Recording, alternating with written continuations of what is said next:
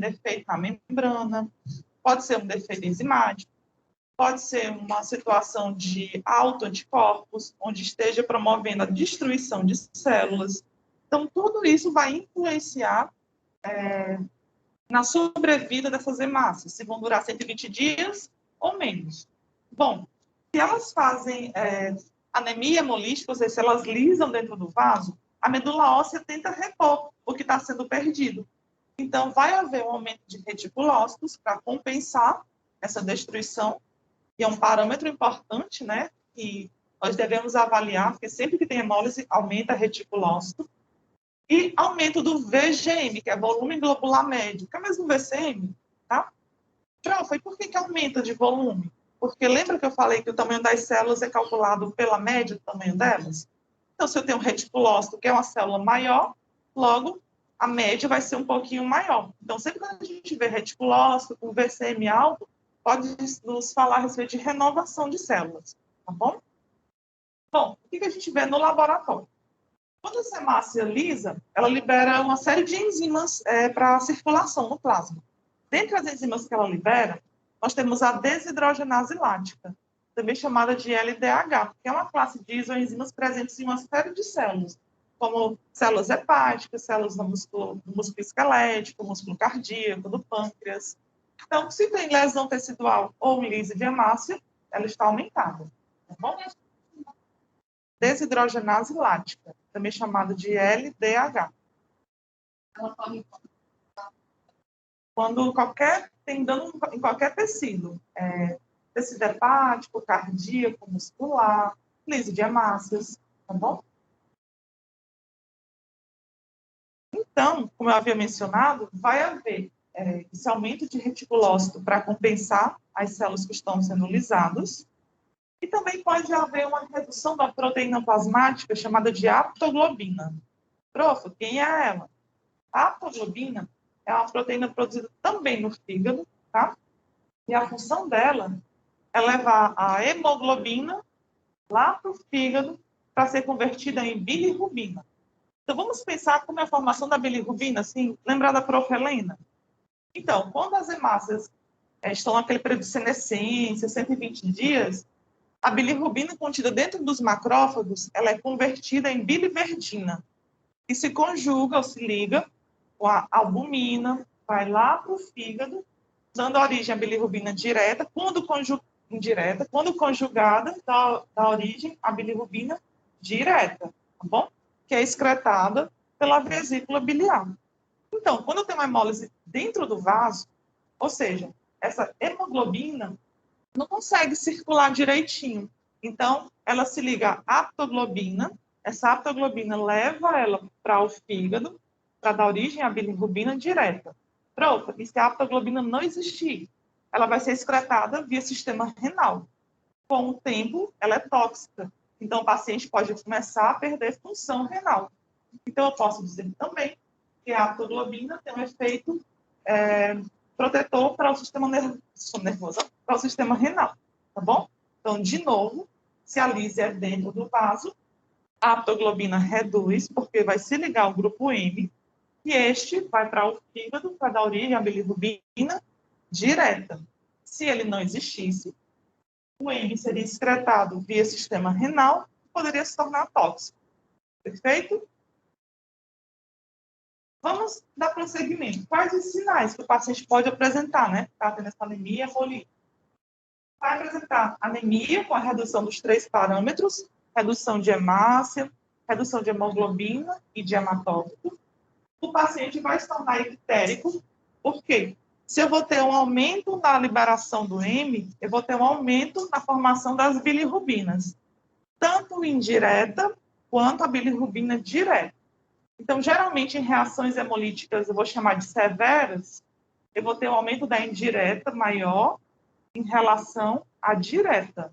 Porque primeiro a gente é formada a bilirrubina indireta, só depois de conjugar lá no fígado que vai dar origem à bilirrubina direta, tá bom?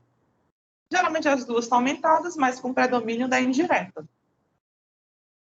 O paciente ele pode sofrer de hepatosplenomegalia, ou seja, o fígado ele vai sobrecarregar para fazer esse processo de conjugação, de produção proteica.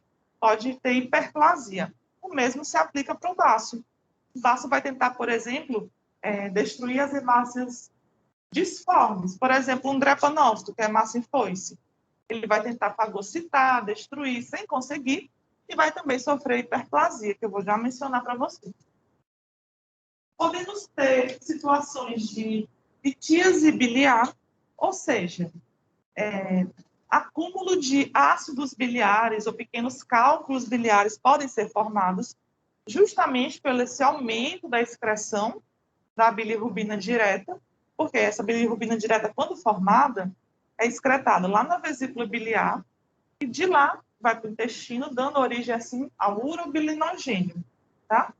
Então, se eu tenho esse aumento desse fluxo da bilirrubina direta, pode se formar pequenos cristais que podem dar origem a esses cálculos biliares, podendo dar origem a essa litíase biliar, tá bom?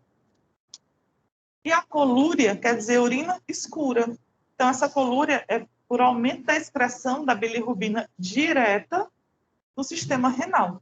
Só lembrando que a bilirrubina direta, ela é hidrossolúvel, então ela consegue ser excretada, ela vai dar uma corzinha âmbar, uma corzinha de castanho na urina, tá bom?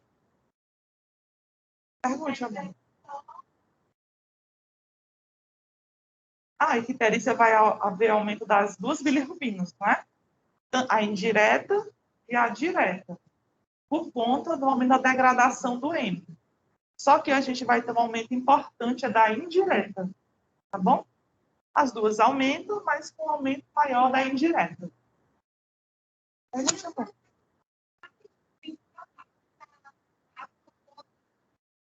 Uhum. A função dela? Isso, ó. Vamos lá entender. A haptoglobina plasmática, quando eu digo que ela reduz, é porque quando ela se condensa com M, ela não está mais disponível para ser codificada. Então, ela vai ser utilizada ou metabolizada no fígado para dar origem à bilirrubina direta. Então, se eu tenho uma reação hemolítica, a minha haptoglobina está sendo utilizada para carrear o M para o fígado. Então, ela tem uma reduçãozinha importante nesse processo de hemólise. Tá bom? Paciente renal é outra categoria, perde tudo, entre eles a haptoglobina, e se o paciente renal fizer reação hemolítica, ele tem lesão no néfron. É bom. Exato. Até aqui tudo bem, people? Tranquilo, né? Pessoal de casa, não sei se eu escuto vocês. Alguém dá um grito para ver se vocês falam alguma coisa? Oi, professor. Oi. Pronto.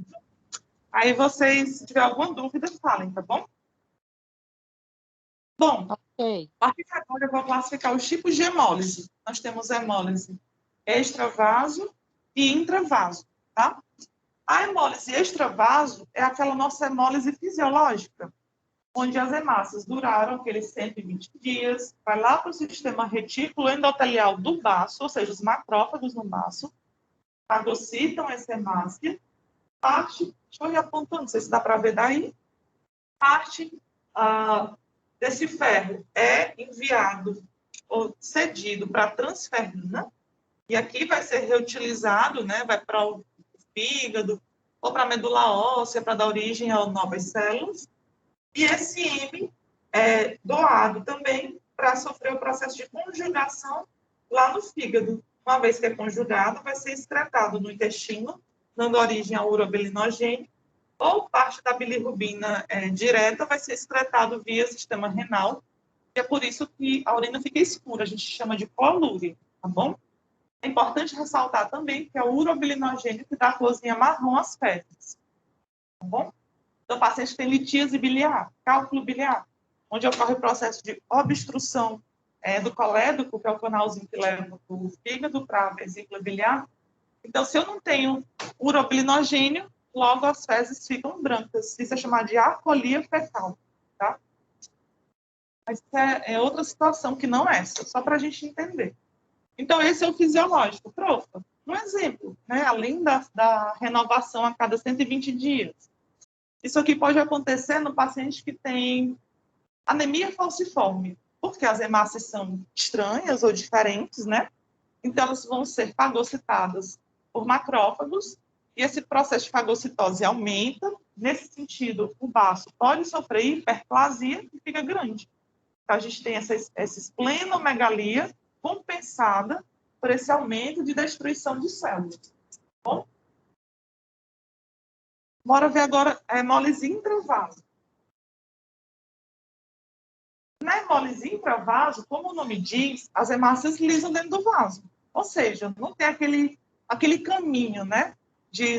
Do macrófago doar esse ferro para depois doar o grupo M, né? Para ser formada a bilirrubina. Nesse caso, nós temos dois caminhos principais. Essa hemoglobina, quando é liberada do interior da hemácia, ela vai formar esse tetrâmero de hemoglobina, que pode ser excretado pelo sistema renal, o que é ruim para o sistema renal, porque é tóxico, ou ela pode se conjugar à aptoglobina. E essa aptoglobina leva essa hemoglobina para o fígado, e a partir de lá são formadas bilirrubinas, dentre elas a bilirrubina direta, a partir daí da origem ao uroglinogênio, que dá aquela porquinha às fezes.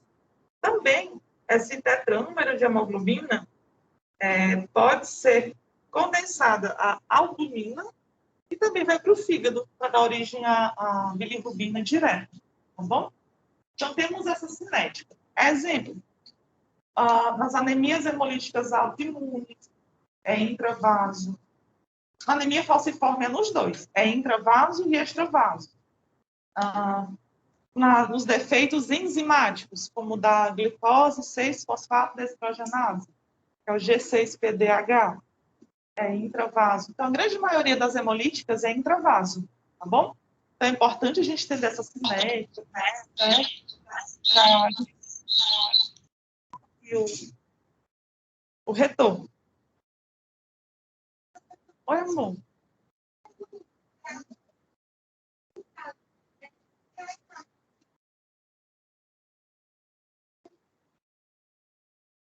Não. Isso. Aí, se ela forma esse tetrâmero, ou dímeros, né? Pode ser excretado via sistema renal. Isso faz uma lesão no glomérulo. Tá bom?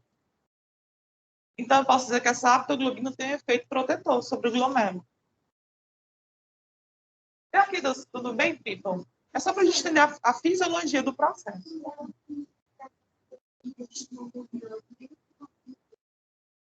Não, essa meta-albumina também vai formar. Essa meta quer dizer, tudo que chama proteína de meta quer dizer desnaturado. Então, essa meta-hemoglobina que se liga à albumina vai formar essa meta-albumina que vai também dar origem à bilirrubina direta. Seria uma outra via, tá? Mas a principal é que envolve a aptoglobina. Até aqui tudo bem, people? Eu só vou tentar gravar essa aula. Botei, né? Então já vai no automático, porque eu não lembro não ter botado. Oi. Professora, é porque os alunos podem iniciar a gravação. Gosta de mulher?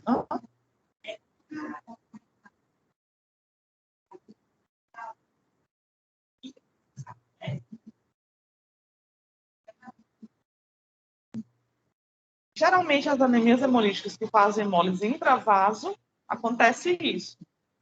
Mas, por exemplo, tem gente que tem sensibilidade ao uso de medicamentos, como ácido acetilsalicílico, aspirina também, e outros, alguns antimicrobianos, então ela pode fazer hemólise intravaso também, tá bom?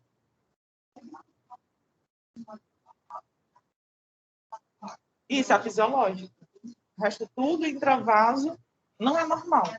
Então, por exemplo, pacientes que fazem uso de válvulas cardíacas, ou então qualquer processo catéter, enfim, isso também pode promover hemólise intravaso, por incompatibilidade, né, da substância. E alguém falou aqui que eu não ouvi. Fala de novo, coração. Estava falando e eu interrompi. Pergunta.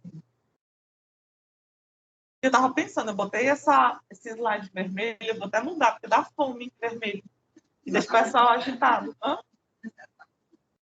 Eu já estou com uma hora dessa. Posso passar, people?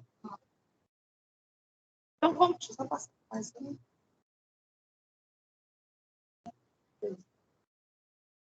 Mas na história, aqui a gente segue. Pronto. A drepanocitose, também chamada de anemia falciforme, ela decorre de uma alteração genética, onde vamos ter uma mutação que vai promover a formação da hemoglobina beta-S, da cadeia, como eu falei, beta-globina. Então, ocorre a troca de um ácido glutâmico por uma valina. Isso vai mudar o padrão de leitura, né, na formação da proteína, que vai conferir algumas características diferentes a essa hemoglobina que eu vou já mencionar para vocês. Bom, essa hemoglobina S, ela tem algumas características. Por exemplo, quando a hemoglobina A1, que é alfa-2, beta-2, normal, não está ligada à molécula de oxigênio, quando elas se tocam, elas não ficam ligadinhas, que a gente chama de polimerizado. Se tocam e ficam lá inertes no citoplasma das células. Quando a hemoglobina S não está ligada à molécula de oxigênio, ela vai se tocar e vai se ligar ou polimerizar. E é justamente essa polimerização, esse depósito de várias hemoglobinas S que vão esticando a célula, dando assim o formato elíptico ou de foice que a gente vê na forma clássica. É importante dizer que, dependendo dos alelos, nós temos duas situações. Nós temos a patologia em homozigose, onde nós temos as duas moléculas beta-S, e por esse motivo é a forma clássica da doença que a gente observa no paciente, e temos o paciente heterozigoto, que é justamente o paciente que, a nível do mar, é um indivíduo normal. É importante também ressaltar que a literatura aponta que essa mutação ela surgiu de um processo adaptativo à presença de alguns parasitas, como, por exemplo, o Plasmodium falciparum, né, que ocorreu na África, e é por esse motivo que tem uma predisposição, um aumento da incidência em afrodescendentes.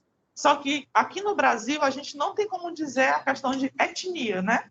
Então ocorre uma intensa miscigenação, então não quer dizer que eu tenha uma pele caucasiana que eu não vá ter o perfil de hemoglobina. Então aqui no estado do Piauí é a principal hemoglobinopatia que tem no Hemop. Depois a talassemia. A talassemia a gente tem ainda pouco aqui no Nordeste por conta da nossa colonização. Essa mutação, que eu vou já falar sobre ela é muito comum em países banhados pelo Mediterrâneo. Então, Itália é muito prevalente. Então, como o São Paulo, a região sul-sudeste, foi colonizado por esses povos, vamos chamar assim, então lá é muito mais prevalente do que em relação ao Nordeste, por conta da nossa colonização, que foi escravocrata. Tá? Exato. Só ela tem. Ela fica inerte no citoplasma, nadando, e de repente ela encostou em alguma S. Quando ela encosta, fica inerte, mas ela, quando se toca, não se cola, não se polimeriza, tá? Pergunte.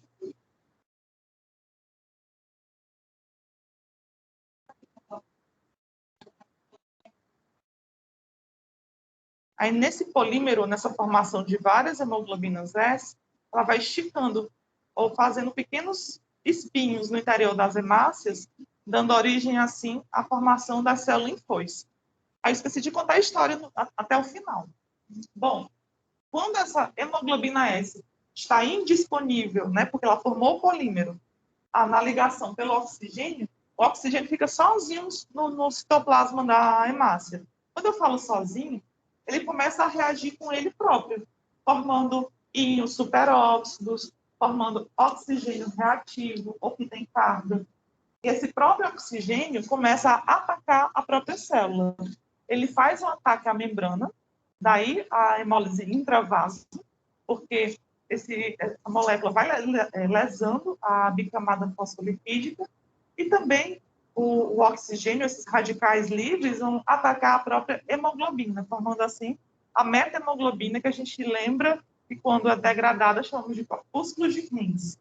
Então, essas anemias hemolíticas intravaso podem ser por conta desse oxigênio molecular que não se liga mais à hemoglobina S porque ela está formando o polímerozinho. Tá? Então, ela está indisponível para se ligar à molécula de oxigênio. Aí, vamos lá, outra característica do drepanócito.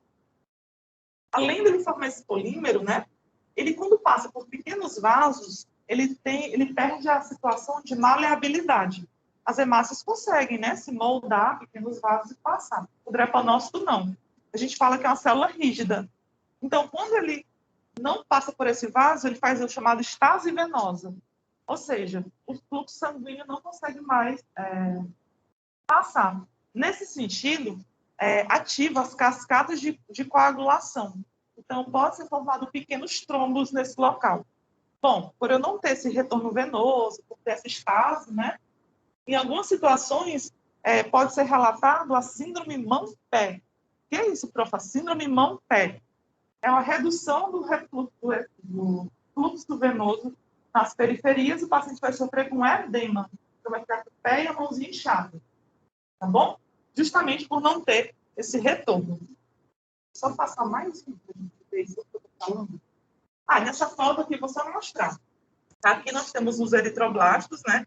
Porque tem essa anemia hemolítica, então o pré-cursor é formado. Aqui seria a substituição desse ácido glutâmico pela valina, formando essa célula em foice. Isso acomete na cadeia beta-globínica, né? O paciente pode ter duas situações. Ele pode ter em homozigose, 2 beta-S, ou uma situação de heterozigose. É importante ressaltar que o indivíduo em heterozigose é um indivíduo normal a nível do mar. Tá bom? Profa, por que normal a nível do mar? Se ele for viajar nos Alpes suíços, ou se for fazer qualquer exercício físico de alto impacto, onde reduz a saturação do oxigênio, então a própria hemoglobina S começa a se tocar, começa a polimerizar, e podemos ter, assim, alguns drepanócitos. Então, um paciente traço falcêmico ou heterozigoto a nível do mar normal, mas se reduzir a saturação de oxigênio de forma importante, ele pode falcizar, ou seja, formar drepanócito é a clínica do paciente que tem a doença, tá bom? A nível do mar, é a pessoa normal, tem nadinha. Então, vamos lá. O que o paciente sente? Além da reação hemolítica, né? Então, ele vai ter essas crises vasoclusivas, que são essas tromboses, justamente por redução da estase, no caso, a formação da estase venosa. Isso ativa a cascata de coagulação. Então, temos alguns trombos disseminados, que é o TVP, pode ter, trombose em veia profunda. Temos crises de aplasia da medula e de hemólise aguda, onde esse paciente vai fazer uma intensa reação hemolítica, a medula óssea tenta suprir essa necessidade, torna a linhagem eritroide, que é de hemácias, hiperproliferativa, e a medula vai cansando de ficar fazendo essa produção. Chega um momento que ela reduz, que a gente chama de aplasia medular. Então, o paciente ele vai ter icterícia por conta da anemia hemolítica, né? Aí é importante ressaltar que a icterícia pode dar indireta e vai ter um quadro de anemia. Nesse caso, lembra que eu falei que na anemia falciforme vai haver hemólise intra e extravaso? A extravaso, que é a fisiológica, vai acontecer lá no baço. Os macrófagos vão reconhecer os drepanócitos como células estranhas e vão começar a fagocitar. Isso vai promover um sequestro esplênico, caracterizando a esplenomegalia. O que quer dizer esse sequestro esplênico? Vai ter um fluxo de células para o baço, para haver essa renovação. Só que vocês lembram que o drepanócito ele começa a ocluir pequenos vasos? Então, pode existir essa hiperplasia compensada por esse aumento de célula. Aí é bem contraditório, mas também pode ter uma alta esplenectomia. Gente, prof, cresce ou morre? Como é? Não entendi. Nesse fluxo de células para haver hemólise extravaso, o vaso pode se tornar hiperplásico, ou seja, aumenta, mas a literatura também relata pacientes que sofreram autoesplenectomia, ou seja, os drepanócitos promoveram trombos em artérias e veias importantes do baço e houve necrose tecidual. O baço não foi mais nutrido corretamente e sofreu essa autoesplenectomia. Então, as duas situações acontecem, tá bom? Então, quando a gente olha um paciente com anemia falciforme, a gente quer ver o baço enorme, mas às vezes não acontece, tá bom? Oi, amor. Autoesplenectomia? Então, nesse sequestro, vai vir essas células para o baço, né? Quando aumenta esse fluxo de células para haver essa renovação, o baço pode se adaptar e se tornar hiperplásico, que aumenta. Então, a gente, nesse sentido, tem a esplenectomia, tá? A esplenomegalia, desculpa. Quando vão pelo sistema venoso convencional.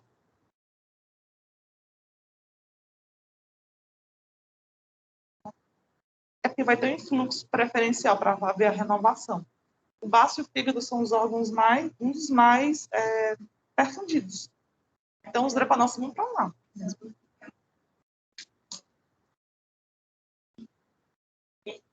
Exato. Aí, eu estava falando também, nesse sentido, que algumas artérias ou pequenas veias podem ser obstruídas por trombos nesse processo, né? Porque pode promover uma certa estase venosa. Nesse sentido, alguns pacientes podem ter a autoesplenectomia, ou seja, necrose de parte do baço dele todinho. E aí, profa, o que isso repercute para esse paciente? Bom, duas coisas. A primeira é, quando o paciente tem o baço ainda, vamos chamar assim, o baço vai ficar direto destruindo células, então ele vai ficar direto tendo anemia hemolítica. Então, quando retira o baço ou sofre essa autoesplenectomia, de certa forma, a anemia ou a hemólise extravaso reduz.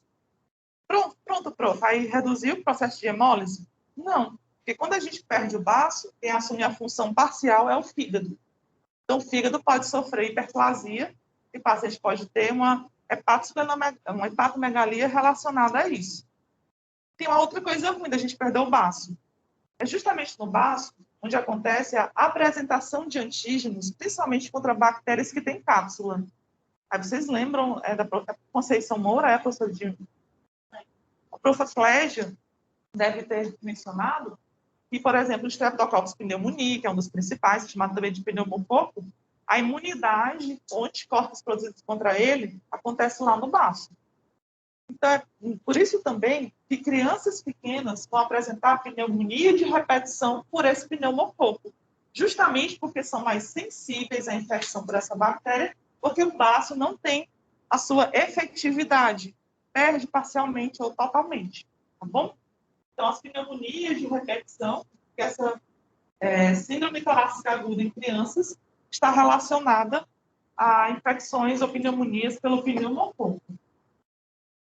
Esqueci de mencionar, mas é importante também relatar as crises dolorosas, também chamadas de crises álgicas.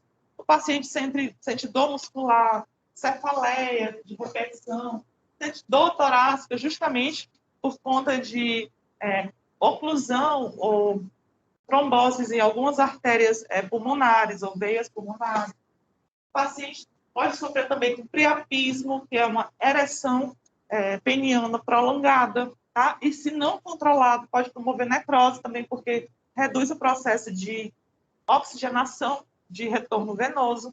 Então, são uma das urgências médicas que o paciente pode relatar. É importante, é importante dizer também, prof, ele fica direto fazendo hemólise? Não, é cíclico, tá? Então, a cada destruição de células, pode ser que ele faça hemólise mensal, trimestral, a cada 6 meses, ou a cada ano. Não tem assim, uma regra para determinar quando esse paciente vai fazendo essas reações hemolíticas. Tá bom? Fale, mulher.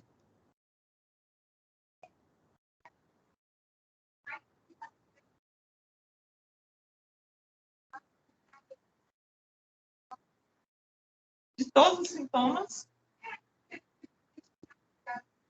os dois. Não tem assim uma regra, não.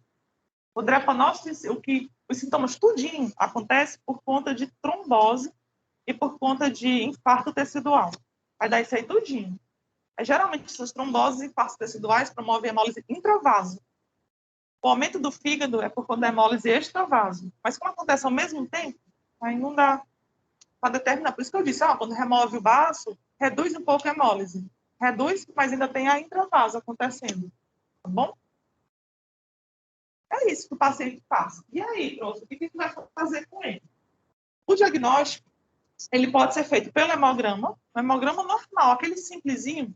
Se vier a presença de drepanócito, a gente já sabe que a anemia falciforme, porque essa célula só tem essa patologia. Mas se não veio e você vê a clínica do paciente assim, muito para anemia falciforme, vocês podem pedir alguns exames complementares ao próprio hemograma. Um deles chama teste de falsização. Você está aí, não estou enxergando, não. Tá. O teste de falsização, o que ele faz? Ele é adicionado a uma substância chamada de metabisulfito de sódio, que nome bonito, né? E o que ela faz, prof? Ela sequestra ou rouba todo o oxigênio do interior da célula. Então, as hemácias falsizam. Esse teste de falsização, ele é muito pedido para pacientes que têm traço falcêmico, tá bom? Vamos fazer outros exames complementares, como o mielograma, que é muito invasivo, né, aspirar de medula óssea, técnica com DNA recombinante, além de caro, só grandes centros fazem. Então, pense que vocês estão numa região no interior dos estados, então não tem isso, né? O padrão ouro para diagnosticar é o eletroforese de hemoglobina. Está aqui? Pronto. Esse eletroforese de hemoglobina, ele é justamente a técnica que vai te mostrar o perfil de hemoglobina do paciente. Então, ele vai te dizer se ele tem 2 cadeias alfa, 2 beta-globínicas, ou se ele é traço, tá bom? Então, ele é considerado padrão ouro depois do hemograma, que vai ter o drepanócitozinho.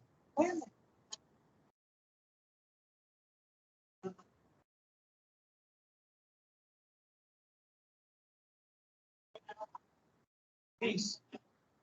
Não, só vê a proteína, hemoglobina S, tá bom? Esqueci também de dizer, o paciente quando tem síndrome torácica aguda, pode ser feito um raio-x ou tomografia, também para ver pequenos trombos cerebrais, para tentar verificar essa questão da trombose provocada pela presença do drepanócito, tá bom? E aí, prof, o que fazer? Uma vez que é uma doença genética, né? Não tem cura doença genética. Até hoje não se foi falado em cura. Aí eu faço uma pequena... Eu disse essa afirmação, aí vírgula, entretanto, em algumas situações, como, por exemplo, o transplante de medula óssea, quando transplantam a medula óssea sem a mutação, o paciente cursa com cura. Então, é semelhante ao tratamento de leucemia. Quando você implanta a medula óssea saudável, o paciente deixa de produzir blastos ou células leucêmicas. O mesmo se aplica aqui.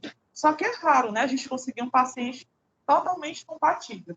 Nesse sentido, o manejo desse paciente é um manejo clínico. Você vai reduzir, por exemplo, os sintomas clínicos dele. Por exemplo, é um paciente que vai fazer essas tromboses, né? Então, quando o paciente está hidratado ou corretamente hidratado, isso reduz a vasooclusão. Então, uma das linhas para tratamento é justamente hidratar esse paciente, ou via oral ou via endovenosa. Também, no combate da dor e das crises álgicas e da febre, dá analgésicos e antitérmicos para tratar, por exemplo, essas reações febris desse paciente. Também, antibiótico terapia pode ser feito quando o paciente vem apresentando pneumonia por repetição. Por exemplo, tratar o pneumococo pode ser feito uma penicilina G cristalina, ou a cefalosporina de terceira geração, como a cefaloxina ou cefalotina, tá bom? Ou até mesmo antibióticos de amplo espectro, como uma fluoroquinolona ou um meropenem. Vocês viram isso com a propoflegia no período anterior. Então, o tratamento depende se o paciente vai ou não vir a ter essas crises de pneumonia por repetição. Só que esses pacientes, por fazer essa hemólise intra e extravaso, eles vão passando a ter uma hemoglobina muito baixa, às vezes abaixo de 8. Nesse caso, é necessário ser feito um concentrado de hemácia nesse paciente. Então, anote aí, quando a hemoglobina abaixo de 8 faz o concentrado de hemácia. A não ser, vai ficar só revendo a quantidade de hematócrito do paciente. Aí a pergunta é, o ferro reduz? Às vezes o ferro está normal. Então, não é necessário fazer uma suplementação nesses pacientes, tá bom? Deixa eu ver se falta alguma coisa. Essas drogas, corticoide, esteroide, é para reduzir a reação inflamatória, né, e a febre desse paciente, mas eu quero chamar a atenção para esse bem aqui, hidroxureia. Profa, o que é que faz esse pedido de fármaco, a hidroxureia? A função dela é aumentar a hemoglobina fetal. Tá, eu quero explicar o que essa hemoglobina fetal faz para o paciente. É importante ressaltar que o indivíduo que tem anemia falciforme só vai apresentar alguns sinais clínicos depois de 6 meses de idade. Acredita? Por que não antes? Por que não nasceu já com reação hemolítica? Porque até os 6 meses, a quantidade de hemoglobina fetal do paciente é alta. Então, isso promove uma intensa ligação pela molécula de oxigênio, ou seja, tem uma ligação mais forte, e nesse sentido, a hemoglobina S não vai ficar desoxigenada, logo não forma o polímero. Então pronto, já sei, vou dar essa bendita hidroxureia a vida todinha, o paciente nunca mais vai formar essa hemoglobina S e ele está curado. Não, porque essa hemoglobina fetal, ela é mielotóxica. Então, por ela ser mielotóxica, ela promove pela aplasia da medula, deixa de produzir a linhagem mieloide corretamente. Então, o médico ele tem que contrapor e balancear o que é importante. Se o paciente que faz essa hemólise por repetição, será que é importante dar uma hidroxureia para esse paciente? A literatura aponta que não é tão recomendado fazer isso em crianças. Em adultos, sim, mas crianças pequenas não deve ser o tratamento de escolha justamente pelas crises de aplasia de medula, tá bom? Diga-me. Isso reduz tudo, intra e extra, porque quando eu não formo um drepanócito, quando eu dou hidroxureia, o paciente não faz a drepanocitose. Então, reduz as duas hemólises. Ela é mielotóxica. Aí, a linhagem mieloide não é produzida, que são as plaquetas, as próprias hemácias e alguns leucócitos. Tá bom? Até aqui tudo bem, people? É o maior, o resto é tudo ligeirinho, viu? As outras doenças. Essa aqui eu gosto de dar atenção a ela, que é a mais recorrente aqui no estado. Tá bom? Aí, o que a gente vê aqui? Passar de casa, ver se eu apontar aqui o mouse, passar daqui e ver. Não sei se é de lá ver. Aí, vamos lá. Ó, a gente, na lâmina, a gente observa os pacientes com poiquilocitose e anisocitose, que é a alteração do tamanho e forma. Então, eu posso ter massas de tamanhos diferentes, algumas microcíticas, posso ter drepanócito, que é um poiquilócito, posso ter codócito. Lembra que eu mencionei lá naquela aula que todas as hemoglobinopatias têm codócito, que é a célula em alvo. Então, na anemia falciforme e talassemia, tem o codócito. Só que eu não enxergo de longe, não. O ponteado basofílico, que são essas hemácias com esses pontinhos roxinhos, é justamente pela desnaturação da hemoglobina. Então, tem esse ponteado basofílico, que eu chamo de corpúsculo de rim. Algumas hemácias podem se apresentar policromáticas. Daí eu chamo de policromasia. Que hemácias são essas? São reticulócitos. Lembra que sempre que eu estou destruindo células, eu estou produzindo células novas, então alguns precursores podem ser mandados para sangue periférico. Então vai ter algum retículozinho no seu interior, apresentando assim um tonzinho roxinho, um tonzinho de azul. Então isso é chamado de policromasia. Nesse processo de produção de hemácias, vai ser a produção rápida ou acelerada. Então, geralmente nas anemias hemolíticas, eu também posso apresentar corpúsculo de Rowland-Jones, esse resto de DNA. Então, são as hemácias com essas inclusões únicas. Isso aqui é DNA que ficou no processo de megacariostopoese, de Cariorrex, na verdade. Então, quando vai lisando as hemácias, vai deixando um restinho de DNA aqui. E eu havia mencionado, né, presença de codócitos, os drepanócitos. Notem que os drepanócitos são hemácias que parecem ser mais escurinhas, não são? Mais concentradas. Elas têm esse aspecto justamente porque elas reduzem a área. Então, a própria hemoglobina concentra e parece ser mais escuro. Por que eu estou falando disso? É só porque é escurinho, achei bonito? Não. Porque isso também pode aumentar o CHCM, que é a concentração de hemoglobina corpuscular média. Então, a gente olha no hemograma, em alguns pacientes com anemia falciforme que tem uma intensa drepanocitose, eu posso ter o CHCM alto, tá bom? Eu não sei se eu estou falando ligeiro. Ah. Aqui em casa, eu não olho para vocês, eu mando fala, tá? E aqui deu certo? Fica o povo de casa, tá tudo tranquilo? Aqui, nós temos um perfil de eletroforese de hemoglobina, eu vou apontando aqui para vocês verem, tá? Então, aqui nós temos a hemoglobina A, que é a alfa 2, beta 2. Temos a hemoglobina fetal, que é produzida até o sexto mês. Temos a S.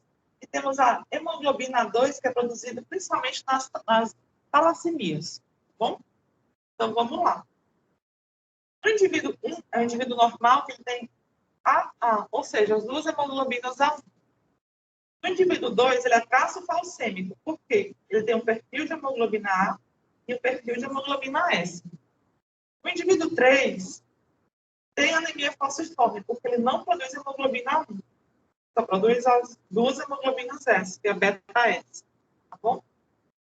Tem paciente que eu digo que é sem sorte na vida. Por exemplo, ali na região do Mediterrâneo, pode ter, não para o mundo todo, mas naquela região, por ter momento de talassemia, pode ter a miscigenação com alguns indivíduos do norte da África. Então, vem um gene para anemia falciforme e vem o outro para talassemia. E nas duas situações promove anemia hemolítica. Eu estou falando que é sim, sorte na vida, porque ele vai ter hemólise por duas vias. Tá bom? Acontece. E lá na região da Índia, do Oriente Médio, nós temos as hemoglobinas variantes, que eu vou já falar para vocês, que tem a C, D, E, tá? Que elas também promovem tanto esplenomegalia quanto anemia hemolítica, tá? Então, por conta das miscigenações, na região do Oriente Médio, é prevalente esse tipo de situação. Aqui no Brasil, a gente só vê até o 3 ou no máximo 4, tá bom?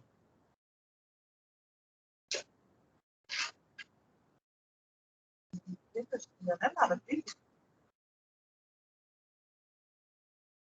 Então... Não, professora, é só porque vai tocar um alarme. Eu vou desligar. Então, nessa drepanocitose, o que a gente vai ter? Vai ter o processo de falsização, né? Nesse processo de falsização, vai ter um estágio de glóbulos vermelhos nesses capilares, podendo se formar trombos. Vamos ter esses episódios vasoclusivos e isquemia tecidual, dando origem às crises dolorosas, que são as crises álgicas. E, a partir daí, ocorre a formação do trombo. Eu esqueci de mencionar uma coisa no tratamento.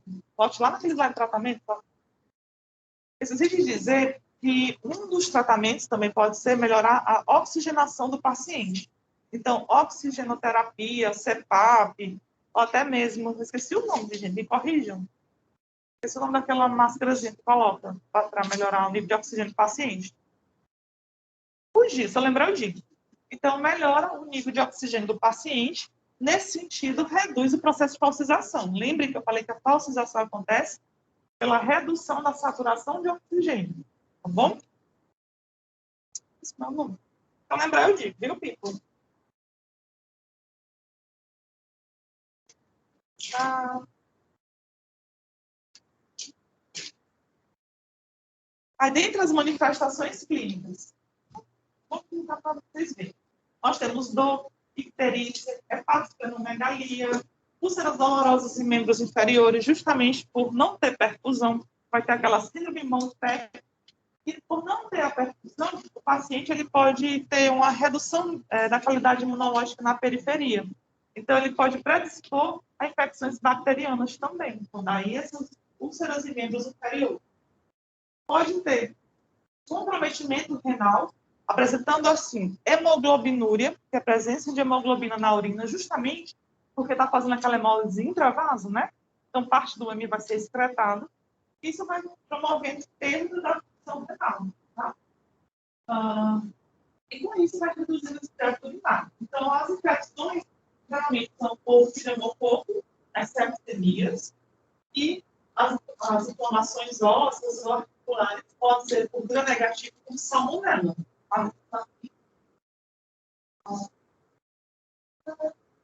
Essa síndrome é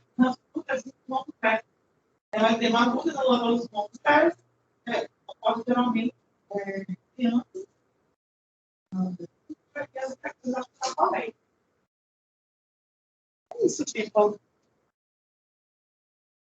Aqui, tudo bem?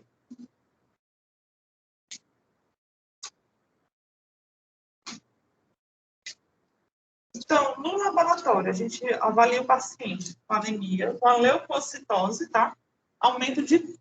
Se eu tenho infecção bacteriana, aumento de neutrófilos, né? Trombocitose, e pode desde ser o aumento de plaqueta ou redução. Por quê, prof? Trombocitose aí bota-se uma interrogação. Pode ter as duas situações. Esse aumento de plaqueta pode ser pela renovação de hemácias. Então, entendam. Eu vou fazer hipóxia porque minhas hemácias reduziram. Então, eu vou liberar eritropoetina, trombopoetina, logo tem a trombocitose. Entretanto, eu vou formar alguns trombos, né, intravasculares. E na formação desses trombos, eu vou sequestrar plaquetas. Então, eu posso ter ou redução ou aumento, não tem uma regra, tá bom? E no sangue periférico, eu posso ter justamente isso. Aumento de alguns neutrófilos, drepanócitos, anisocitose, que é massa de tamanhos diferentes, podendo apresentar uma certa hipocromia, tá bom?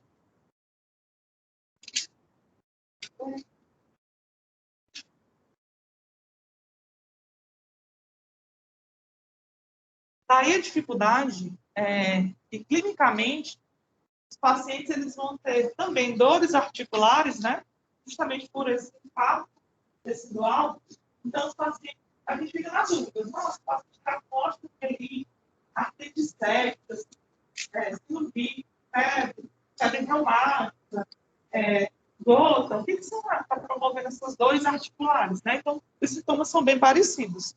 Também, a própria doença é confundida com anemia ferropênica, porque podemos ter uma certa microcitose, com talassemia, por conta das reações hemolíticas, e até mesmo com leucemia, por conta da aplasia de medula.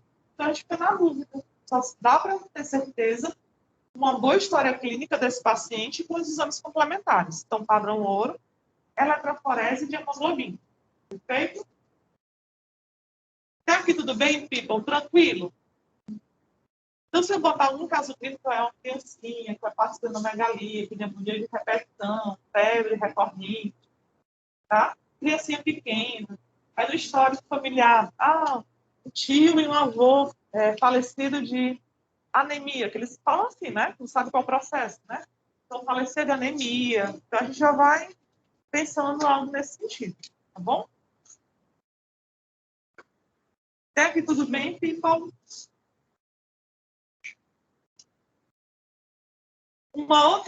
Outro processo que pode promover anemia hemolítica é a esferocitose, que aqui é um defeito na membrana da hemácia, tá? Ela pode ser por dois tipos, desde defeito hereditário, onde os pacientes não conseguem produzir corretamente uma proteína de membrana chamada de espectrina. E o que ela faz? Essa espectrina confere maleabilidade a essa hemácia. Então, o que dá o tamanho e a cor da hemácia é o conteúdo de hemoglobina. Se ela não tem espectrina, ela não expande, vai ficar pequena e hipercorada. Então, alguns autores chamam de micrócitos hipertrômicos. CHCM aqui dele vai ser alto.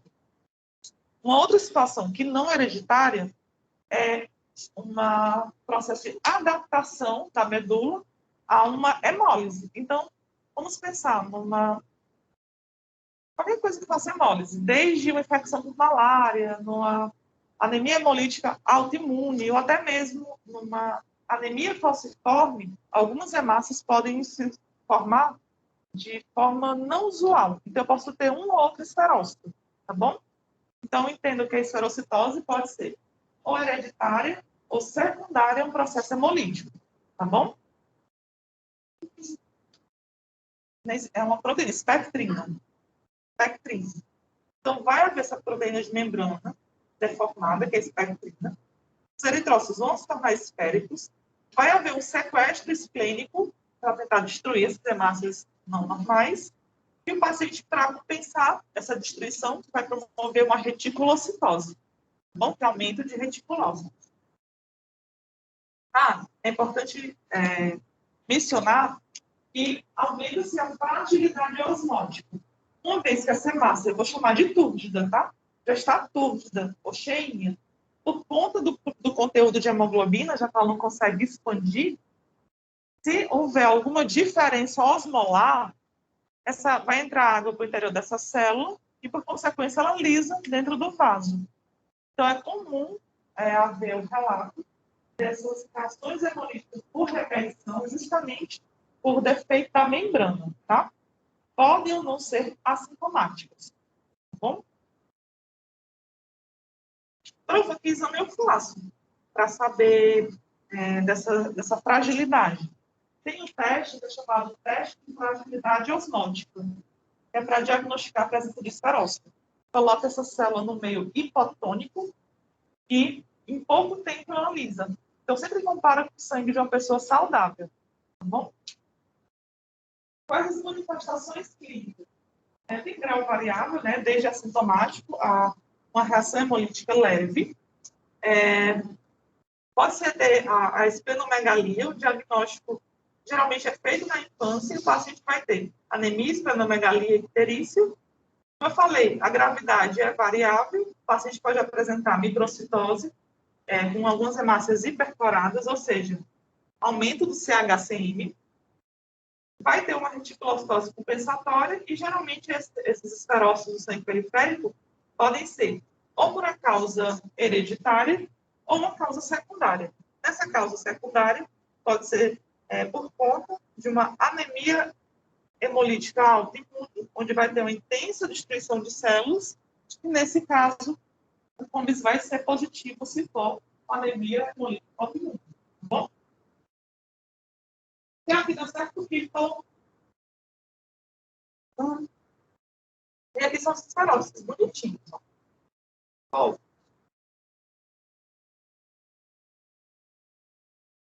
uma outra situação é deficiência nas enzimas dos eritrócitos. Dentre elas, eu tenho deficiência na glicose 6-fosfato desidrogenase. O que é que ela faz? Bom, essas enzimas, ela está relacionada a uma doença recessiva ligada ao cromossomo X. Tem uma predisposição em 10 a 15% dos homens negros americanos. Alguns fármacos que aumentam o estresse oxidativo, como antimicrobianos, AINES, isso pode aumentar as reações hemolíticas, até o próprio processo alimentar. Então, por exemplo, castanha parado, toxina na casca, a fava, ou a casca mesmo do feijão, pode promover uma reação hemolítica branda. A grande maioria das pessoas não sabe, porque funciona de forma assintomática. Bom, então, é brando. Então, como é que acontece? A deficiência na glicose 6-fosfato desidrogenase, ela faz parte do grupo de enzimas que promove esse shunt das hexoses monofosfato, que promove aquele processo de oxirredução do glutatião. O que isso quer dizer? Ele reduz as espécies reativas de oxigênio do interior das hemácias. Então, radicais hidroxilas, radicais superóxidos, são reciclados ou retirados. Como eu vou ter uma deficiência nessa enzima, por consequência, esses radicais aumentam, o que pode promover reação hemolítica, e se associado a um agente externo agressor, como fármacos, toxinas, ou até mesmo um processo alimentar, faz com que essa pessoa tenha uma reação hemolítica transitória, ou seja, só durante o uso desse medicamento, ou então deste alimento, tá bom? O que o paciente vai apresentar? Então, por ter esse aumento de estresse oxidativo, as proteínas e a hemoglobina vai desnaturar. Então, a gente vai ter esse acúmulo de corpúsculo de rins no interior das hemácias e podemos ter uma anemia hemolítica branda, tá? O paciente pode apresentar colúria, pode ou não ter icterícia e ele não saber por quê, tá? Vou passar, estou perdida nesse slide. Como é que eu passo? Tá. Então, como eu falei para vocês, são de episódios autolimitados, a grande maioria ocorre de processo assintomático, temos uma reação hemolítica, podendo ou não ter uma hepatosplenomegalia, tá? Esses glóbulos vermelhos, eles são removidos e substituídos por células novas. Quando a gente faz os testes laboratoriais, a gente observa glicose fosfato reduzida, pode estar normal entre os episódios hemolíticos, alguns reticulócitos tentando compensar essa reação hemolítica, e algumas beta cells. Pronto, seria essa beta cell. Seria essas hemácias com essas projeções, parecendo queratócitos. Vocês lembram dos queratócitos? São hemácias com pequenas projeções. Essas beta cells são células mordidas, são células de degradação, que podem estar relacionadas à redução enzimática. Bom? Então, eu vou ter corpos pequenos, células, mas o que vai diagnosticar mesmo, no laboratório, a redução da glicose fosfato, a não ser, a gente fica só imaginando o que pode ser. Bom? E tem uma predileção pelo sexo masculino, né? Lembrando que nos homens tem apenas um X, e se ele receber esse X com essa alteração, ele pode ou não desenvolver. Nas mulheres, não, ela tem que ter a situação de homozigose. Perfeito?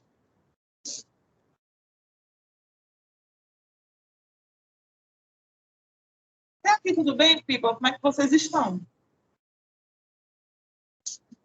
Sobrevivendo, né? Eu falo sobrevivendo, mas para brincar e descontrair, porque é muita informação, né? Aí tem hora que você fica, meu Deus, será que vai dar certo? Vai sim. Viu? Daqui para frente, eu vou pontuar algumas hemoglobinopatias. Pronto, o que isso quer dizer? Quer dizer formação de hemoglobinas variantes, ao contrário daquela alfa 2, beta 2, que é a hemoglobina 1. Então, dependendo da população, tem várias. E no Brasil, temos aumento da hemoglobina C, D, temos a Texas, a Grover, mas é melhor a 1, que é a normal. Então, vamos lá. No azul, nós temos a clássica, né, que é a alfa 2, beta 2. Temos a hemoglobina 2, que é a alfa 2, gama 2, se não me engano, né, no adulto. Isso aqui é diagnóstico de talassemia. Temos a fetal, temos a Grover, a Potna, temos a Niterói, que é uma mutação que aconteceu na cidade de Niterói. Então, ela vai recebendo o nome da estado, tem a Texas, e assim por diante, tá bom? Então, nesta tabela aqui, vai demonstrando como é que acontece os processos de mutação, tá? Então, a S é a troca na posição 6 do ácido glutâmico pela valina. O paciente ele pode ser SS ou AS, que é o traço falcêmico, ou essa hemoglobina S pode se associar a outras variantes, a fetal, a D, a C, que geralmente promove o processo de falsização e fração hemolítica. Temos a C e a E, que também ocorrem por pequenas mutações e trocas de padrão de leitura, por exemplo, do ácido glutâmico por uma lisina, e por esse motivo ocorre a formação de corpúsculo de Heinz e algumas reações hemolíticas. Mas olhem só, eu estou aqui porque eu não consigo ler de longe, tá? Temos a Quênia, a Texas, a Niterói. Então, dependendo da região, essas mutações vão surgindo, tá bom? E vão sendo estudadas ou investigadas. Bom, de início, eu quero começar com a hemoglobinopatia C, tá? Como eu havia mencionado, ocorre por mutação, por a substituição do ácido glutâmico por uma lisina na cadeia beta. E também, semelhante à anemia falciforme, vai ter duas formas, ou a homozigota ou a heterozigota. Geralmente, a heterozigota é assintomática. O que o paciente tem? Ele vai sofrer uma intensa hepatosplenomegalia, tá? E por haver essa destruição de hemácias, eu posso também apresentar alguns esferócitos, como a gente observa aqui, hemácias pequenas e coradas. Podemos ter reticulocitose para compensar essa destruição. Podemos ter hemácias microcíticas, algumas hemácias em alvo.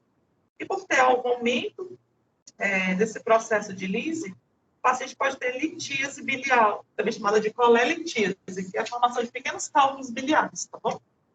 Nessa fotinha aqui, eu estou mostrando para vocês reticulócitos. Temos alguns reticulócitozinhos aqui. Tá aqui tudo bem, Pipom? Olha, eu faço aqui no ponto.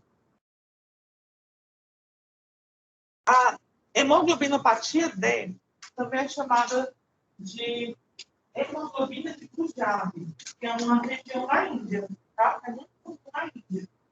Então, também é por uma troca de um ácido glutâmico por uma lisina, tá? Tem uma mobilidade eletroforética semelhante à hemoglobina S, e eu explico já o que isso quer dizer.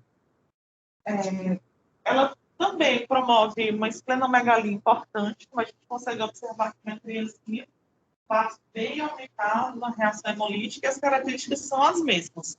Reticulocitose, anemia microcítica, podemos ter aumento de reticulócito para compensar, aptoglobina reduzida, bilirrubinas aumentadas, principalmente a indireta, tá bom?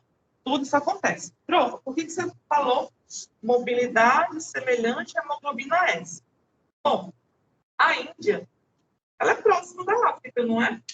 Então, o processo de miscigenação é alto também.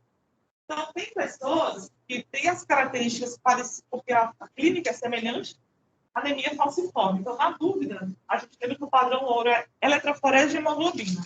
Só que, se vocês puderem observar aqui, ó, a SS tem esse padrão de leite de corrida aqui no gel, que é semelhante não, que é a anemia falciforme, e a DD, que é a hemoglobina de Punjab, tem um perfil semelhante, ó.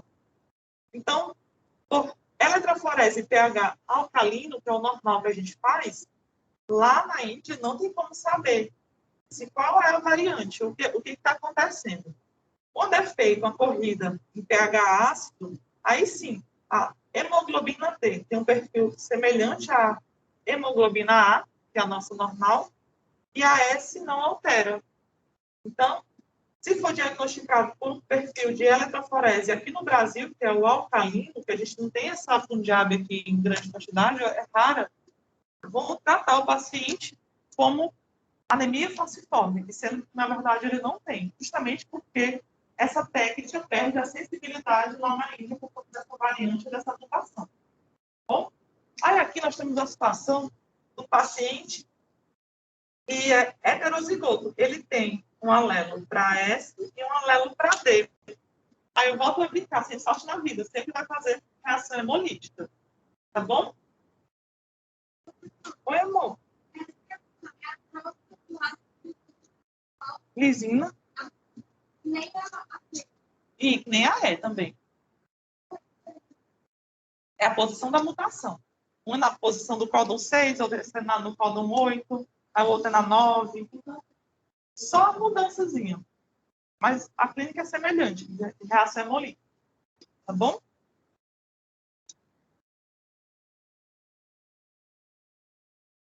Passar. Tá. Temos a hemoglobina variante, que é a E. Ela também ocorre nas cadeias beta-globínicas, tá? Lá também de beta-E. Ela pode acontecer desde forma assintomática até uma reação hemolítica variável de intensidade moderada.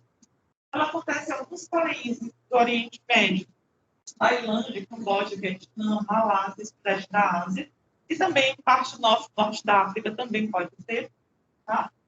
Ela tem as duas formas também, a forma heterozigota e a forma homozigota. Lembrando que quando é homozigose é mais proeminente, né, mais forte. Associado a isso, os pacientes também podem ter associação com outros hemoglobinas, como a S, a C e a D, também é comum nessa região. Então, o quadro clínico desse paciente, ele vai ter um processo de anemia leve. A hemoglobina pode estar normal. Quando eu digo normal, é no limite inferior de normalidade. Mulher 12 e homem a partir de 12,5 ou 13, né? Podemos apresentar hipocromia com microcitose, algumas hemácias em alto, algumas hemácias contraídas, que também são chamadas de liptócitos, dependendo do autor de hemato, eles chamam elas com nomes diferentes. Tem autor que chama também de células em lápis. É a mesma pessoa, mas dá um nome diferente. No eritrograma, vamos ter contagem de reticulócitos normal, aumento da contagem de eritrócitos, VCM reduzido e o HCM reduzido, caracterizando assim massas microcísticas e hipocrômicas. A pergunta é, troca, e o ferro vai estar reduzido? Não, o ferro vai estar normal. Então, essa microcitose e essa hipocromia com ferro normal caracteriza, assim, as hemoglobinas variantes, tá bom? O RDW pode estar normal nesses pacientes também, que é o índice de anisocitose.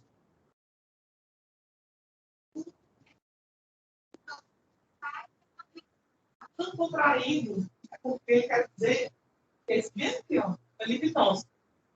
Contraído quer dizer índio. Aqui eu fiz na literatura, bota contraído nada. É lipidose ou hemácia em lápis. Normal nesse paciente aqui. Todas as hemoglobinas variantes, o RDW é normal. É daí que a gente consegue diferenciar a microcitose, né? De uma ferropênica para uma talassemia ou outras hemoglobinas, tá? Quando falamos de talassemia, também ocorre por uma mutação. Só que pode acontecer ou nas cadeias alfa ou nas cadeias beta-globínicas. Esqueci que eu tenho que ficar bem aqui, ó. Ou nas cadeias beta-globínicas. Nessa mutação, pode haver uma deleção parcial ou total. Lembrando que as cadeias alfa-globínicas são sintetizadas no cromossomo 16 e a beta, gama e delta são sintetizadas no cromossomo 11. No cromossomo 16, nós temos 2 alelos. Então, vai ter um 16 do pai e um 16 da mãe, né? Caracterizando 4 alelos. Então, eu posso ter deleção de um dos 4, ou então dos 4 tudinho, tá bom? Dependendo do tipo de variação. Bom, nesse sentido, vai haver um aumento de degradação das células, elas não vão durar mais de 120 dias, e vamos ter uma microcitose com hipocromia. Então, como é uma alteração genética, todas as hemácias vão ser homogêneas, todas pequenininhas e microcíticas. Então, é importante a gente entender isso para diferenciar de uma ferropênica. Então, na ferropênica, ferro baixo e anisocitose, e numa talassemia, ferro normal e anisocitose ausente, ou seja, RDW na faixa. Perfeito? Vou sentar bem aqui só para mostrar essa figura. Ó, eu vou ficar de costas, mas eu vou apontando aqui, viu? Essa figurinha aqui, eu acho ela importante para a gente entender como é que essas cadeias globínicas interagem. Ó. Alfa 2 e beta 2 produz a hemoglobina A, que é a mais comum aqui, né? Temos a variante, a delta e a gama, produzindo assim a hemoglobina 2, a fetal, que é importante para o indivíduo.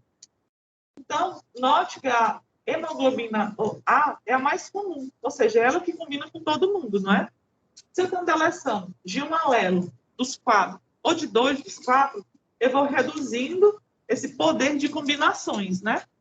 Então, se eu tenho uma redução das alfa-globínicas, o beta, que não vai ter com quem se parear, pareia com ele mesmo, formando assim o tetrâmero de beta.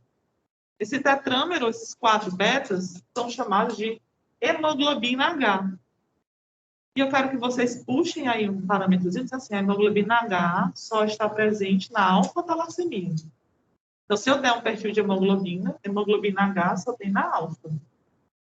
Tá bom? Eu vou passar um slide, fica bonitinho a figura para a gente entender. Eu, quando era estudante, era visual. Eu estudo mais com figura, esquema. Eu tenho que entender, se for para decorar, é uma vida e meia para mim. Então, vamos lá. Ó. O indivíduo normal, ele vai ter a fetal, né, alfa 2, gama 2, de 0 a 1%, vou ter a alfa 2 beta 2, que é a A, que pode chegar até 98%. Então, vamos variando aqui, né? A 2, de 2 a 4% é considerado normal no indivíduo saudável. Quando a gente tem uma alfa-talassemia, com deleção de um dos 4 alelos, ou até mesmo dos 2 ou 3 alelos, eu vou ter uma redução importante da hemoglobina alfa. Nesse sentido, eu vou ter a formação de tetrâmero de beta que eu chamei de beta livre, também chamado de hemoglobina H. Então, quando sobra beta, só dá origem a hemoglobina H. Então, para compensar, eu vou aumentar a 2 e vou reduzir a 1, porque a gente lembra que a A1, né, alfa 2, beta 2. Então, para compensar, eu tento aumentar um pouquinho a 2. Tento, mas não consigo direito. Prof, a senhora disse que a talassemia também é a deleção da beta, né? Essa beta tem duas variações. Tem a beta maior e beta menor. A beta menor, deletei um dos alelos. A beta maior, deletei o 2. Ou seja, não produz nada com beta. Bom? Então, nesse sentido, você tem uma beta menor, ou seja, deletei um dos alelos beta, eu vou ter esse alfa aqui, corrijam, a figura veio errado. Não é beta livre, não, é alfa livre, tá? Esse alfa que não tem com que se parear vai dar origem aos corpúsculos de Hens, que a gente conhece. E para compensar essa redução de beta, eu aumento a hemoglobina A2. Eu vou parear o alfa justamente com esse campo aqui, tá bom? Então, eu aumento A2, porque meu betazinho foi deletado. E na beta maior, que é beta 0, ou seja, eu não produzo nada de beta, o paciente vai ter A1 ausente, aumento de A2 e aumento de fetal, principalmente fetal, para compensar essa deleção total de beta.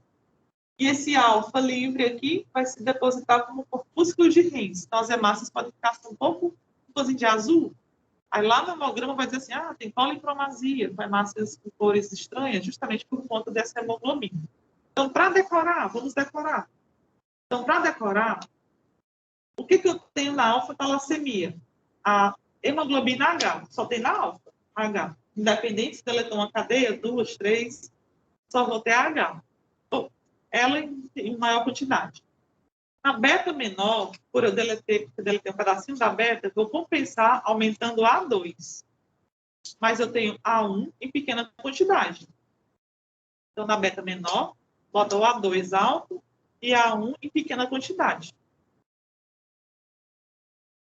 Na beta maior, ou seja, deletei tudo, né? A1 ausente, que é a que a gente tem, né? A1 ausente. A2 aumentado, mas o que aumenta mesmo é a fetal, hemoglobina fetal nas alturas. Então, se eu botar na prova, isso é top, ó. Presença de hemoglobina H alta, aumento de A2 com redução de A1, beta-talassemia menor, ausência de A1, um aumento de A2 e fetal, beta maior. Top, people. Pergunte. Não é de beta. Eu vou já falar sobre ela. Volta aqui no slide, ó. Essas mutações, estou falando da alfa, mas se tiver uma deleção do alelo ou alfa, é alfa-talassemia, beta-talassemia, mas tem as variantes também, ó. Deleção da gama, da delta, pode acontecer também, tá bom? Vou passar. Eu adoro essa figura para estudar. Bom, nessa figurinha aqui, o que eu quero mostrar para vocês, ó. Aqui nós temos o indivíduo 1 e o indivíduo 2, né? Notando aqui que esse indivíduo 2, ó, tem um perfil, vai aparecer a hemoglobina H. Se essa hemoglobina H apareceu, quer dizer que eu tenho um tetrâmero de beta, logo eu tenho redução de alfa. Então, provavelmente aqui, uma alfa-talassemia. Dependendo da deleção, lembra que eu falei que são 4 alelos? Se eu tenho deleção de um alelo, 2 alelos ou até 3 alelos, isso vai tornando a reação hemolítica um pouco mais importante. E é também fundamental dizer que se houver deleção dos 4 alelos, isso é incompatível com a vida. Por quê? Porque do 2º até o 7º mês gestacional, quem produz o perfil de hemoglobina é o fígado. Então, quando eu tenho essa deleção importante nessas cadeias, ocorre uma sobrecarga hepática. Nesse sentido, o embrião ou o bebezinho não consegue produzir albumina. Se não produz albumina, ele sofre edema dentro do útero, isso reduz as trotas sanguíneas materno-fetal, e o pacientezinho cursa com hidroxia fetal, ou seja, morre ainda no útero da mãe. Então, geralmente, deleção total da alfa promove uma intensa lesão hepática que promove hidroxia fetal, que é morte do bebê. Bom, então, é incompatível com a vida. Deixa eu ver. Ó, alfa 0 forma essa hemoglobina de Bartz, que é a mesma H. Deixa eu ver, que tem número de delta. Acho que só, basicamente, é isso que eu falei. O traço talassêmico é quando tem deleção de um ou dois alelos, tá bom? Deixa eu ver. Acho que eu já falei dessa bendita hemoglobina H, né? É a ausência de um ou mais genes alfa. Ocorre em maior frequência no sudeste da Ásia, mas também é vista em negros e cipriotas, que é o pessoal da região do norte da África. As características clínicas são as de uma anemia hemolítica crônica. Aí, só lembrando, o que aumenta? Reticulócitos, bilirrubinas, tá? Icterícia, aptoglobina reduz, microcitose e hipocromia nesse paciente. Em pacientes graves, pode-se notar deformidades ósseas semelhantes à beta maior. Prof, que deformidade é essa? Aí lembra lá da professora Isdra. Na formação de qualquer tecido ósseo, nós temos os osteoblastos e osteoclastos, né? Nesse processo de remodelação óssea, precisa de cálcio, de fatores estimulantes, e justamente os talassêmicos, ou alfa-beta-talassêmicos, eles vão ter um acúmulo de ferro e também um defeito na proteína que é ferroportina, que ela é importante também na ligação do cálcio. Então, pode ser que mandíbula e maxila sejam mal formadas, implantação baixa dos dentes, com proeminência do zigomático. Então, tem essas faces talassêmicas relacionadas. Às vezes, o osso nasal é reduzido, essa cartilagem nasal é bem retraída, tá bom? Aí sempre falo dessa aula, eu falo, fulano é talassêmico, mas não. Mas, claro, tem essas características, mas dependendo da genética do indivíduo, é só um fenótipo, tá? Vou já mostrar a fotinho. Então, semelhante à fotalassemia, né? Deleção de uma ou duas cadeias beta, é mais comum em populações da área de países banhados pelo mar Mediterrâneo, ou seja, no Sudeste e no Sudeste Asiático. Ocorre a falha ou a deleção na cadeia beta-globínica e sofre distribuição mendeliana simples, tá? Temos duas situações, a talassemia maior e a talassemia menor. A menor só deleta uma cadeia, um alelo, desculpa, e na maior deleta os dois alelos, tá? Isso vai promover hiperemólise, esplenomegalia e aumento da eritropoese, que é aumento de reticulócitos, tá bom? Estou vendo só minha testa, para ajeitar bem.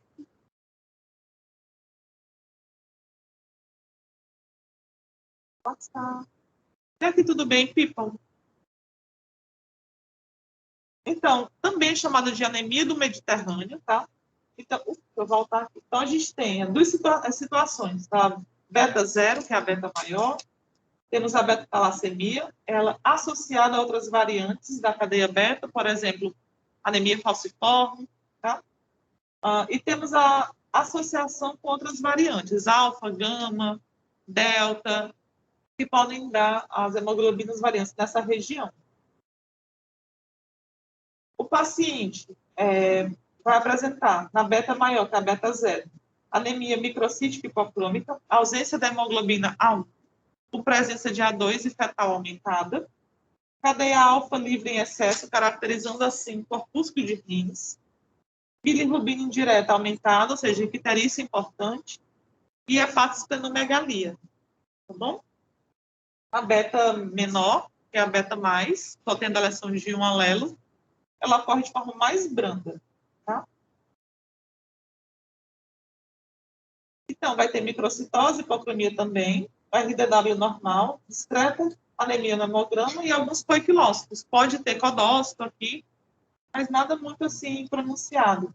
Pode ter reação hemolítica, pode ter reticulócito, mas bem menor em relação ao beta maior.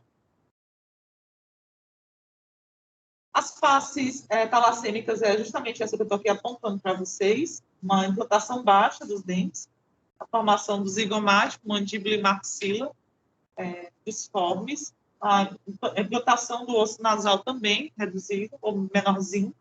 Pode ter icterícia, né, com acúmulo de bilirrubinas em mucosas, palidez, hepatosplenomegalia, deformidades ósseas e essas faces típicas talassêmicas que eu não havia mencionado. E o último slide, não menos importante, é onde acontece aqui no Brasil. Então, por conta da nossa colonização, São Paulo e região sudeste ter sido por europeus e também muçulmanos, né, pessoal que vem da Índia, Oriente Médio, é comum ter as hemoglobinas variantes lá. Então, alfa, beta, talassemia, as hemoglobinas D, C e E, e parte também da hemoglobina S. Aqui na nossa região Nordeste e Norte, por conta da colonização por afrodescendentes, a parte variante maior é a S, tá bom? Então, no laboratório, devemos pedir o hemograma, onde vai ter microcitose, hipocromia com ferro normal, RDW normal, reticulócitos aumentados. Na análise morfológica, hemácias microcíticas e hipocrômicas. Podemos ter alguns cladócitos também. Na eletroforese de hemoglobina, é o padrão ouro para diagnosticar todas as hemoglobinopatias. Podemos ter o aumento da fetal, na beta maior, e o aumento da A2, na beta menor. A hemoglobina H, alfa-talassemia. Só para lembrar? E é isso, corações. Sim, acredito. Dúvidas, people de casa? Deu certo, corações? Com isso, tenho 40 alunos em casa. Com isso, a gente termina essa parte de linhagem vermelha. A partir da próxima semana, vocês vão começar com as neoplasias da linhagem branca. Então, as leucemias, mieloide, linfóide, mieloma, e assim por diante. Eu acho que a profa Mônica deve ter pelo menos uns 6 encontros, pelo menos, desse módulo dela, tá bom? Aí, assim que eu souber, quando é a prova, ou vocês me avisam, ou eu aviso a vocês. Sobre a aula prática, para ser o terceiro andar, daqui a 5 minutos, viu? Porque já está na hora para a gente ir. Então, 10h40 a gente começa lá com discussão de caso clínico, tá bom? Então, vocês vão respondendo o caso, eu vou tentando tocar as lâmpadas. E é isso, people. Beijão para vocês. Beijo, professora. Obrigada. Nada, coração.